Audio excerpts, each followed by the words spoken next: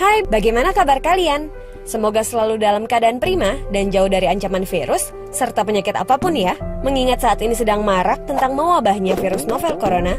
Virus novel corona menyebabkan wabah pneumonia di kota Wuhan, Tiongkok pada Desember 2019 dan menyebar ke negara lainnya hingga kini. Penyebab infeksi virus corona tersebut antara lain percikan air liur pengidap bisa dari batuk dan bersin, menyentuh tangan atau wajah orang yang terinfeksi, menyentuh mata, hidung, atau mulut setelah memegang barang yang terkena percikan air liur pengidap virus corona.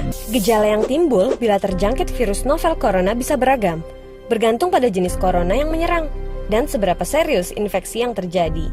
Berikut beberapa gejala virus corona yang terbilang ringan: hidung beringus, sakit kepala, batuk, sakit tenggorokan, demam, merasa tidak enak badan. Hal yang perlu ditegaskan, beberapa virus corona dapat menyebabkan gejala yang lebih parah. Infeksinya dapat berubah menjadi bronkitis dan pneumonia, yang menyebabkan gejala seperti demam yang mungkin cukup tinggi bila pasien mengidap pneumonia, batuk dengan lendir, nyeri dada atau sesak saat bernapas. Infeksi bisa semakin parah bila menyerang kelompok individu tertentu. Contohnya, orang dengan penyakit jantung atau paru-paru, orang dengan sistem kekebalan yang lemah. Hingga saat ini, belum ada vaksin yang dapat mencegah virus corona. Maka dari itu, langkah terbaik adalah mencegah penyebaran virus tersebut, yaitu menghindari berpergian ke Cina, menggunakan masker saat beraktivitas di luar ruangan, terutama bila kamu beraktivitas di tempat umum. Rutin mencuci tangan dengan air dan sabun atau hand sanitizer yang mengandung alkohol. Tutup mulut dan hidung saat kamu batuk atau bersin. Jangan menyentuh mata, mulut, dan hidung sebelum mencuci tangan. Hindari berdekatan dengan orang yang sedang sakit. Jaga kebersihan benda yang sering disentuh dan kebersihan lingkungan. Semoga kita terhindar dari virus ini dan segala penyakit lainnya ya.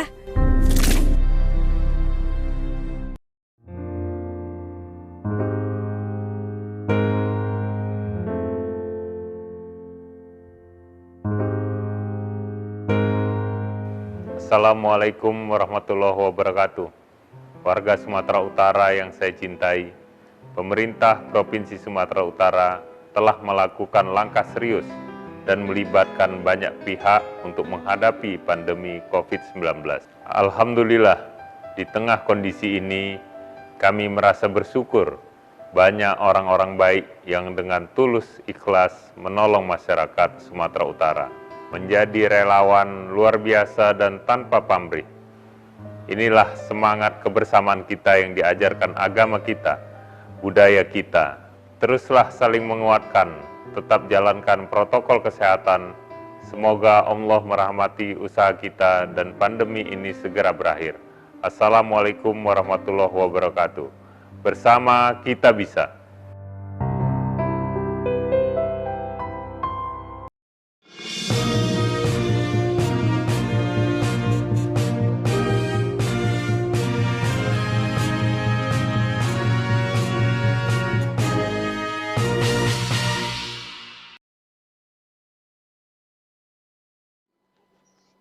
Baik, bismillahirrahmanirrahim. Assalamualaikum warahmatullahi wabarakatuh. Selamat siang, salam sejahtera bagi kita semua, masyarakat Sumatera Utara yang saya cintai. Hari ini, siang ini kita kembali bertemu untuk mendengarkan informasi-informasi terbaru yang terkait dengan penanganan COVID-19 di Sumatera Utara. Hari ini kita akan mencoba berdialog, berbincang-bincang dengan salah satu penderita COVID-19 yang sudah dinyatakan sembuh dengan identitas PDP 05 Rumah Sakit Haji Adam Malik di Medan. Baik, kita bergabung langsung kepada Bapak Muhammad Rizky Aulia Aksa, anggota DPRD Provinsi Sumatera Utara. Selamat pagi, Bang Aulia. Selamat pagi, Pak Aris. Apa kabar? Sudah kelihatan segar hari ini? Alhamdulillah sudah baik, Pak. Oke, Bang Aulia, ini masyarakat banyak pengen melihat ini. Bagaimana sih sebenarnya kondisi pada saat Bang Aulia di waktu mulai dinyatakan positif terinfeksi dan bagaimana ceritanya sehingga Bang Aulia bisa terkena infeksi virus COVID-19 ini? Langsung dijelaskan aja Pak Aris ya. Iya, silakan Bang. Halo, oke. Terima kasih atas waktunya Pak Aris. Mungkin kalau dijelaskan secara detail di mana lokasi kita kena COVID kan kita nggak tahu Pak. Tapi terakhir kali kan DPRD Sumatera Utara, terutama komisi D saya sendiri, ada melakukan kunjungan kerja ke Provinsi Sulawesi Utara di Kota Manado. Dan pulang dari Manado kan ada transit ke Jakarta. Nah dari situ di transit Jakarta itu kemungkinan besar feeling saya juga kenanya di Bandara Jakarta mungkin Pak Aris mungkin besar. Nah dari situ pulang dari Jakarta, saya sampai Medan malam, keesokan harinya, hari Minggu, badan terasa tidak enak. Kayak kita biasanya mungkin kecapean atau masuk angin. Nah di situ saya istirahat full Pak, hari Minggu itu. Dan juga Senin harinya juga sama, saya masih merasakan nggak enak badan. Nah, di situ saya langsung inisiatif, saya langsung ke Rumah Sakit Anna Malik, Pak. Di situ saya, tak kenapa ada feeling aja lah, ini bukan sakit seperti masuk angin atau nggak enak badan biasa, Pak. Biasanya kan kalau kita istirahat 1 hari kan selesainya itu ya kan. Ini enggak, udah 2 hari. Nah, langsung saya ke rumah sakit, dan saya langsung kontak Pak Direktur, PLH Pak Direktur, saya minta Pak Jainal, Pak tolong Pak, saya pengen tes swab. Tapi ya, alhamdulillah saya tes, diberikan kesempatan, dan juga saya langsung minta diisolasi Pak. Saya minta diisolasi karena juga kan dibilang dokter saya PDP. Karena jadwal riwayat perjalanan yang sangat banyak Pak. Bukan hanya dari Manado, saya ada dari Jakarta, Bali, dan juga dari Lombok. Nah di situ saya minta diisolasi, saya sudah di swab, seminggu kemudian baru keluar hasilnya Pak. Dan di situ saya dinyatakan positif. Oke, jadi begini Bang Aulia. Jadi kita melihat Bang Aulia ini kan menunggu waktu cukup lama ini untuk sehingga bisa dipastikan bahwa menderita COVID-19. Bagaimana perasaan Bang Aulia saat itu pada saat rentang waktu 1 minggu itu, pada saat menunggu hasil pemeriksaan swab itu, apakah cemas, apakah khawatir, atau ada gejala-gejala lain di situ? Kalau cemas pasti cemas Pak, karena kan saya kan kemarin ruang isolasi, dan kita tahu bagaimana ruang isolasi tersebut kan, menurut saya agak mengerikan lah, karena kan di situ kan rata-rata yang sudah berat saya lihat, mungkin ada yang sesak napas, ada yang mungkin batuk-batuk dan lain sebagainya, ya pasti kan saya juga takut juga mungkin tertular dari mereka. Nah dari situ keluar hasil, saya malah merasa lebih enak karena saya memang udah feeling udah kena di awal supaya tidak tertular ke siapapun dan dinyatakan positif. Terakhir saya ya udah terima aja karena saya yakinlah insya Allah ini ada cobaan mungkin untuk saya kan. Baik, Bang Aulia, jadi pada saat Bang Aulia sudah ditetapkan sebagai penderita COVID-19 yang terkonfirmasi, itu kan waktu karantinanya panjang itu selama 14 hari. Kira-kira keseharian yang Bang Aulia lakukan pada saat dilakukan isolasi itu apa sih Bang? Biar masyarakat bisa lebih tahu gitu. Kalau saya sendiri keseharian karena saya tidak ada pakai alat bantu, tidak juga infus ya seperti keseharian biasa Pak Aris. Saya hanya pagi-pagi ada olahraga, istirahat juga lebih banyak di sana, dan juga hanya itulah bermain handphone, apalagi makan-makan bergizi di sana, ya seperti aktivitas biasa. Karena saya lihat nggak ada di dalam tubuh saya seperti sesak napas, tidak ada. Makanya saya kemarin itu tidak terlalu khawatir lah. Dan juga kemarin saya tanya ada juga info kalau COVID ini kan ada masalah komplikasi baru mau menjadikan kita inilah was-was. Alhamdulillah saya pribadi tidak ada penyakit bawaan dan juga saya tidak merokok ataupun nge-vape ataupun melakukan itulah untuk paru-paru lah kan, penyakit paru-paru. Maka insya Allah saya nggak khawatir. Oke, ya. Optimis saja lah intinya Pak Aris.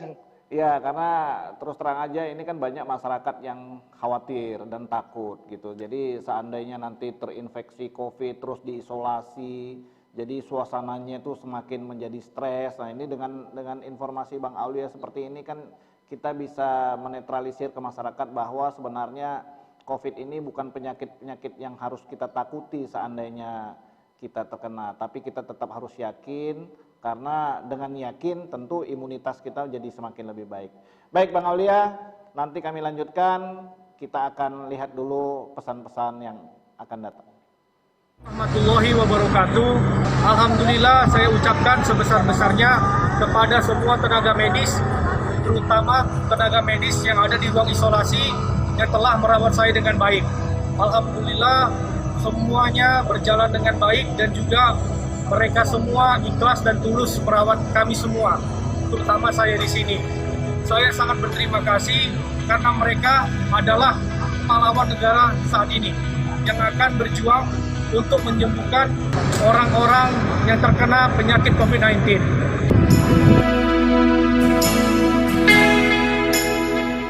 Muhammad Rizky Aulia Aksa, anggota DPRD Sumatera Utara termuda, dinyatakan positif menderita COVID-19 pertengahan Maret lalu.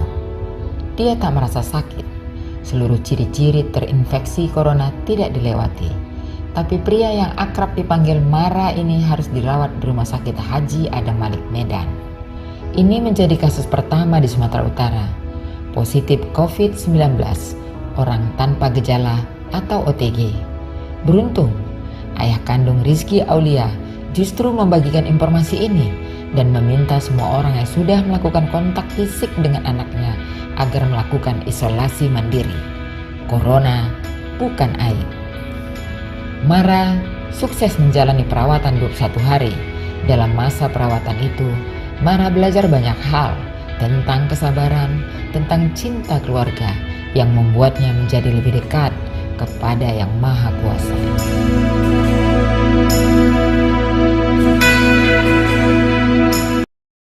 COVID, Mama.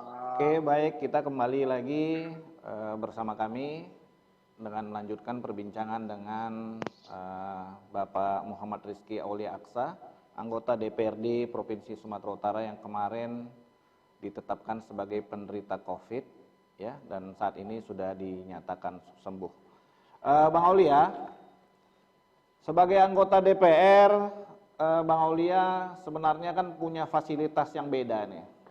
Apa yang muncul di dalam pikiran Bang Aulia pada saat menderita sakit awal-awal sebelum didiagnosa pasti menderita COVID sehingga langsung datang ke Rumah Sakit Haji Adam Malik di Medan. Kenapa Rumah Sakit Haji Adam Malik ini menjadi pilihan pertama Bang Aulia untuk memeriksakan diri saat itu? Ya, begini Pak Aris, kita tahu sendiri Rumah Sakit Adam Malik adalah rumah sakit kelas A. Rumah sakit langsung dibawa Kementerian Kesehatan. Dan kita tahu menjadi rumah sakit paling lengkap lah di Sumatera Utara. Maka dari situ saya langsung inisiatif ke sana Pak. Kenapa saya langsung inisiatif? Yang pertama, saya kalau memang kena COVID, saya takut tertular keluarga saya. Yang kedua, kalau saya memang terkena COVID, saya takut terkena rekan-rekan saya. Yang ketiga, kalau saya memang kena COVID, saya takutnya kena pejabat Pemprov. Karena kan kemarin masih ada RDP, Bang. Di DPRD kan masih ada RDP. Ya, kita tahulah, nggak mungkin kalau kita ada rapat dengan pendapat dengan pejabat Pemprov, kita nggak bisa salaman dan lain sebagainya. Ataupun kita kan di satu ruangan yang ber-AC, yang kemungkinan itu kan ada kemungkinan tertular itu kan besar. Maka dari situ menurut saya pribadi dan juga menurut feeling saya, kemungkinan saya bukan sakit seperti demam ataupun masuk angin lah. Saya memang berinisiatif langsung ke Rumah Sakit Adam Malik, Pak Aris. Oh gitu ya. Jadi memang terus terang Bang Aulia ini luar biasa ya dengan kesibukannya sebagai anggota DPRD, tapi juga masih tetap memperhatikan kondisi kesehatannya dengan baik, dengan rajin memeriksakan. Karena terus terang aja pada saat Bang Aulia dulu ditetapkan sebagai COVID-19, ini isu tentang COVID kan masih tidak seperti yang sekarang Bang Aulia. Ya kan, kalau sekarang kan begitu ada timbul gejala, orang sudah langsung mengerti bahwa ini kemungkinan besar COVID. Tapi Bang Aulia pada saat itu kan tidak melakukan itu gitu. Jadi artinya dari awal Bang Aulia sudah tahu bahwa rantai penularan virus ini harus segera kita putus dengan melakukan isolasi. Baik Bang, banyak masyarakat bertanya bagaimana sih sebenarnya pelayanan di rumah sakit pemerintah, terutama di Rumah Sakit Adam Malik pada saat Abang dilakukan isolasi secara ketat yang dilakukan oleh tenaga-tenaga medis, apalagi pada saat itu masih awal-awal Bang. Jadi tenaga medis pun terus terang masih khawatir bagaimana sih sebenarnya virus corona ini gitu. Dan pada saat itu Abang sudah ditetapkan sebagai penderita COVID-19 dari Sumatera Utara.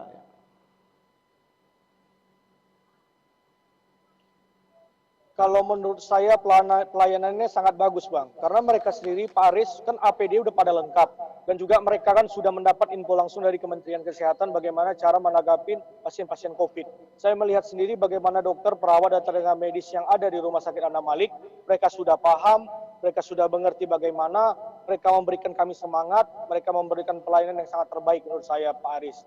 Alhamdulillah mereka tetap mengajak kita berbicara, menanya kita diskusi, mereka sangat senang dengan kesembuhan kita, mereka sangat senang menyemangati kita lah ketika di dalam rumah sakit. Karena menurut saya hanya mereka lah yang bisa kita ketemu langsung. Keluarga kan kita tidak boleh ketemu, mereka lah keluarga kedua kita di sana Pak. Mereka lah yang memberikan kita semangat, memberikan kita semualah makan apapun yang kita mau lah di sana. Oke, ya. Jadi Bang Uli ya, seandainya nanti situasi sudah mulai membaik, ya, sementara banyak informasi-informasi terkait dengan pelayanan di rumah sakit negeri ini kan masih lebih banyak yang negatif. Sebagai anggota DPRD nanti Provinsi Sumatera Utara ke depan kira-kira apa yang bisa Abang buat agar pelayanan rumah sakit khususnya Rumah Sakit Adam Malik dan rumah sakit pemerintah lainnya nanti bisa seperti menjadi lebih baik, Pak? Kalau masalah apa yang saya aspirasikan, saya kan kemarin sudah ke beberapa rumah sakit juga Pak Aris. Saya ke beberapa rumah sakit yang ada di Sumatera Utara, saya langsung bertanyalah dengan ada beberapa direktur yang saya temuin dan juga mungkin ada beberapa bawahan direktur lah. Mungkin yang paling pertama, yang paling sekarang nih Pak Aris adalah masalah APD mereka belum lengkap. Saya tahu Pemprov sudah mengalokasikan dana 1,5 triliun untuk masalah tersebut, dan dana pertama itu 500 miliar. Nah, ini dia yang paling penting adalah masalah APD. Supaya apa? Supaya mereka tidak takut, Pak. Yang saya dengar juga dari Tapanuli Utara yang terbaru, ada juga terpapar yang baru kan Pak, yang sudah positif yang di rumah sakit Taput. Itu kenapa? Mungkin karena tidak ada kurangnya edukasi, kurangnya APD. Maka dari situ kalau bisa saya mendorong hal tersebut. Dan juga yang paling penting, saya ingin mendorong pemerintah Provinsi Sumatera Utara melakukan yaitu pencegahan. Kenapa pencegahan paling penting, Pak? Ini yang belum dilakukan Provinsi Sumatera Utara dengan provinsi lainnya, yaitu melakukan pencegahan, melakukan isolasi mandiri di dalam provinsi, seperti PSBB lah di DKI Jakarta. Karena saya tahu bagaimana gampangnya penyakit ini menular, saya berharap pemerintah Provinsi Sumatera Utara kepada Pak Gubernur Sumatera Utara mulai melakukan hal-hal seperti PSBB, Pak. Mungkin itu saja yang paling penting, Pak, sekarang. Oke, Bang Oli ya, jadi Abang ini kan termasuk salah satu tipe pasien yang hampir dikatakan tanpa gejala, ya. Kira-kira apa yang bisa Abang sampaikan ke masyarakat terkait dengan pasien orang-orang tanpa gejala yang saat ini terus terang kita lihat masih banyak ini di luar yang belum terdeteksi. Jadi kira-kira apa saran-saran Abang kepada kawan-kawan atau masyarakat yang memiliki tanpa gejala tapi berpotensi menularkan kepada orang lain? Menurut saya masyarakat ataupun siapapun itu yang mempunyai OTG, orang tanpa gejala, tetap menjaga jarak kepada keluarganya.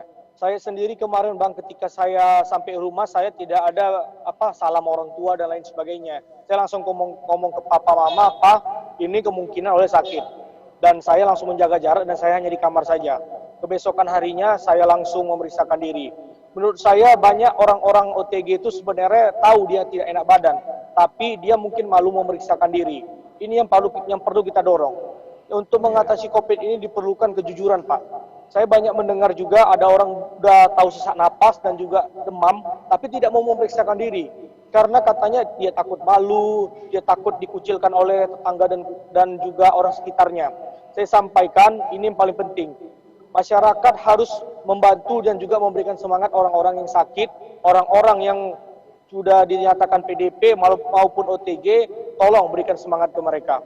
Jangan sampai mereka berkecil hati, malah mereka yang memberikan sebagai carrier, jalan kemana-mana dan akan menyebarkan itu terus-menerus, Pak Aris. Iya, baik. Jadi gini Bang, masih banyak masyarakat kita yang beranggapan bahwa terinfeksi COVID ini adalah sesuatu yang yang luar biasa gitu. Jadi sehingga membentuk stigma kepada para penderita COVID dengan cara ya mengucilkan atau membuat suatu batasan-batasan komunikasi terhadap penderita. Itu menurut Bang Aulia gimana? Kalau menurut saya jangan dilakukan begitu Pak Aris. Kenapa? Karena semakin mereka takut, imun mereka turun. Saya merasa sangat kasihan kalau misalnya di sekitar tetangga mereka ada terkena COVID, tolong berikan semangat keluarga mereka. Kemungkinan kalau misalnya terkena mungkin seperti saya, mungkin keluarganya ada yang kena. Kemungkinan besar pasti ada.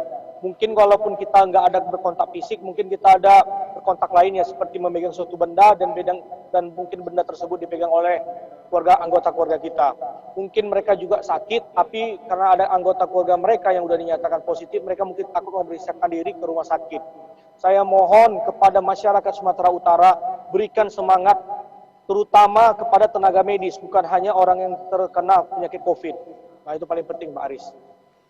Iya, baik. Jadi Bang Aulia, kita berharap juga seperti itu, agar masyarakat ini bisa diedukasi dengan baik dan tidak membentuk stigmatisasi terhadap orang-orang yang terinfeksi atau bahkan yang sudah sembuh dari COVID-19 atau malah yang belum dipastikan gitu. Jadi saat ini begitu dapat informasi bahwa ada seorang warga yang terinfeksi dengan statusnya PDP yang belum dilakukan pemeriksaan, ini stigmatisasi di masyarakat langsung muncul ini. Ya, salah satunya mungkin dengan banyak kita lihat broadcast di media-media sosial yang menyatakan seperti provokatif, dilarang begini, dilarang begitu, bahkan tidak boleh melewati depan rumahnya. Ini kan sesuatu yang sangat salah gitu menurut kita ya kan. Oke, Bang Aulia, jadi saat ini Bang Aulia sudah berada di rumah, ya, sudah kembali ke lingkungan kesehari-hariannya. Bagaimana respon masyarakat, saudara-saudara, tetangga-tetangga dan lingkungan Bang Aulia terhadap Bang Aulia secara khusus? Alhamdulillah kebanyakan berespon positif Pak Aris. Kenapa positif? Karena alhamdulillah saya jujur, saya memeriksakan diri, saya tidak menularkan ke siapapun dan mereka sangat senang dan rata-rata mereka sangat mengapresiasi sebesar-besarnya kepada saya karena saya jujur. Karena setahu saya banyak juga yang kena tapi tidak jujur. Mereka rata-rata ketika ketemu saya malah sangat berterima kasih Pak Aris karena saya jujur akan penyakit ini dan tidak menyebar kemana-mana. Itu dia Pak Aris. Ya, memang luar biasa Bang. Jadi memang seharusnya seperti itu ya, karena kuncinya adalah kejujuran. Karena bukan tidak sedikit tenaga kesehatan itu menjadi korban karena pasiennya tidak jujur Bang. Ya, jadi kita berharap informasi-informasi ini bisa sampai ke masyarakat agar semuanya bisa berjalan dengan sesuai protokol kesehatan yang ada. Baik, yang terakhir Bang, menurut Bang Aulia, bagaimana sih penanganan yang telah dilakukan gugus tugas pemerintah Provinsi Sumatera Utara terkait dengan percepatan penanganan COVID-19 ini, Bang?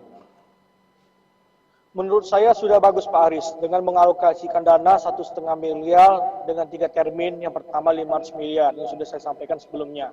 Tetapi saya ingin meminta gugus tugas terutama Pak Gubernur untuk melakukan juga PSBB. Kenapa begitu? Karena ini kan sangat gampang tertular Pak.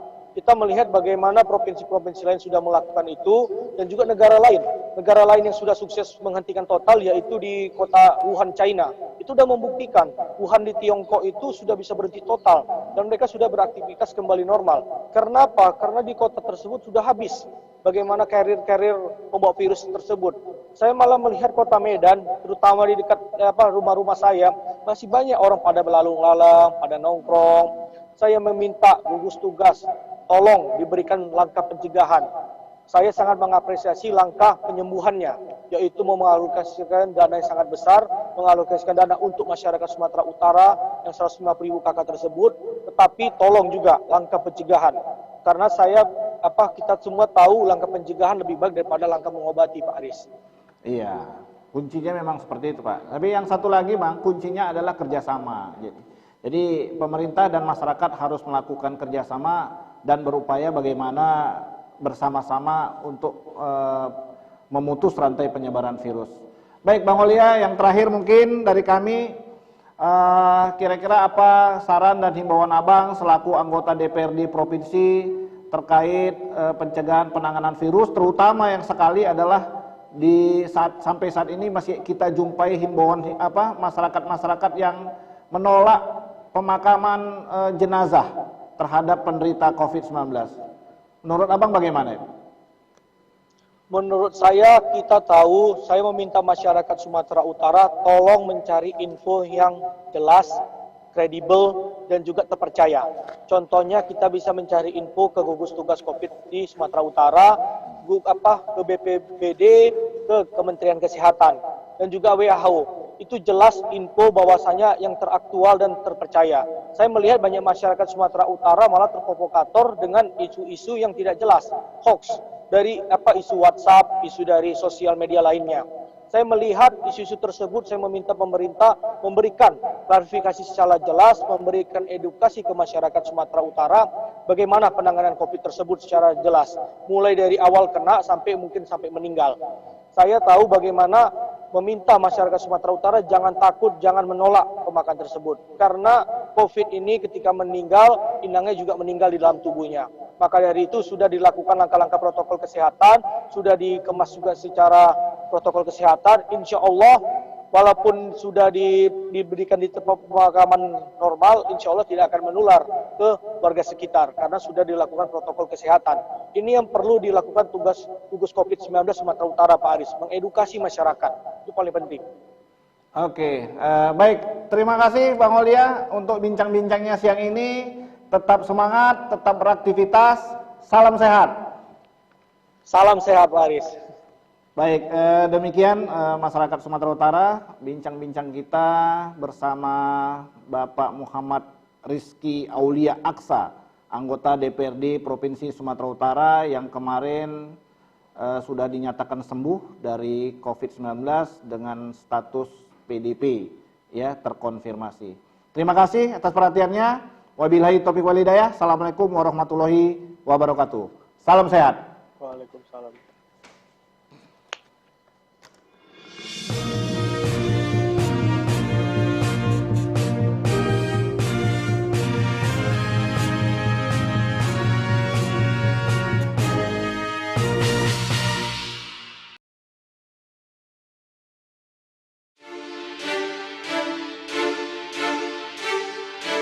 Bismillahirrahmanirrahim. Assalamualaikum warahmatullahi wabarakatuh. Salam sejahtera bagi kita semua. Om Swastiastu, Namo Buddhaya. Salam kebajikan. Saya Edi Rahmayadi, Gubernur Sumatera Utara, menghimbau kepada seluruh saudara-saudaraku masyarakat Sumatera Utara yang saya cintai agar tidak mudik baik keluar dari Sumatera Utara maupun masuk ke Sumatera Utara. Ini bertujuan untuk memutus mata rantai penyebaran COVID-19. Saya mohon kepada saudara-saudaraku, ini untuk kebaikan kita bersama. Di situasi seperti ini, kita bisa bersilaturahmi dengan keluarga menggunakan video call, sosial media, atau teknologi lainnya. Tidak harus berkunjung ke rumah keluarga. Jadilah pahlawan untuk melindungi diri, keluarga, juga Sumatera Utara yang kita cintai ini. Saat ini, Sumatera Utara sudah meningkatkan status dari siaga darurat bencana non-alam COVID-19 menjadi status tanggap darurat hingga tanggal 29 Mei 2020. Demi keselamatan kesehatan warga Sumatera Utara, kita harus kompak memutuskan rantai penyebaran COVID-19. Mari kita berdoa kepada Tuhan yang Maha Esa, Allah Subhanahu wa Ta'ala. Semoga situasi segera kembali pulih dan kita terbebas dari bencana ini. Wabillahi taufik wal hidayah. Wassalamualaikum warahmatullahi wabarakatuh.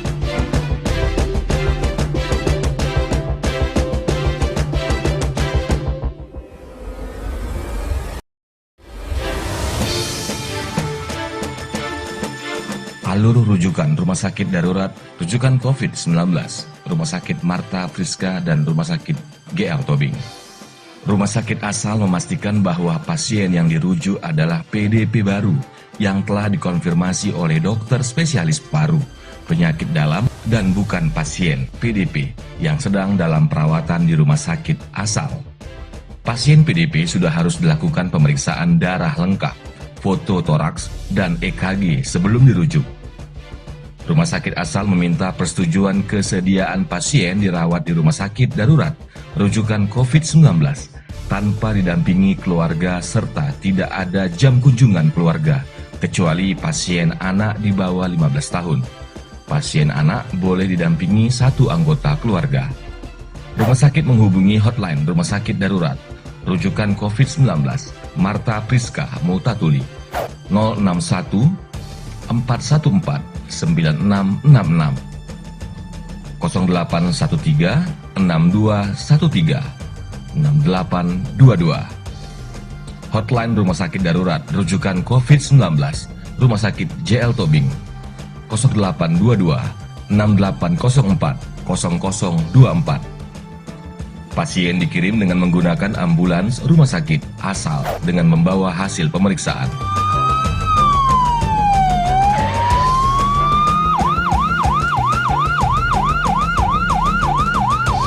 Puskesmas tidak dapat langsung mengirimkan pasien PDP ke rumah sakit rujukan tanpa melalui rumah sakit umum daerah setempat. Rumah sakit, dokter dan petugas kesehatan adalah benteng terakhir. Andalah garda terdepan.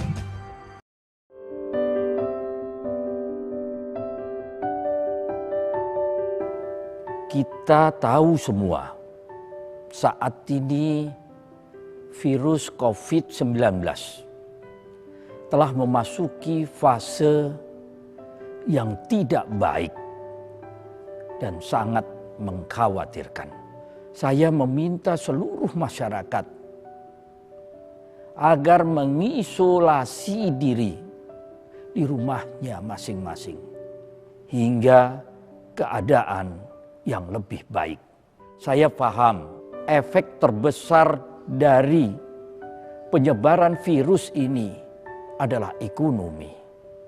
Tapi saya harap saudara-saudaraku memahami jiwa kita dan jiwa orang banyak lebih berharga dari apapun.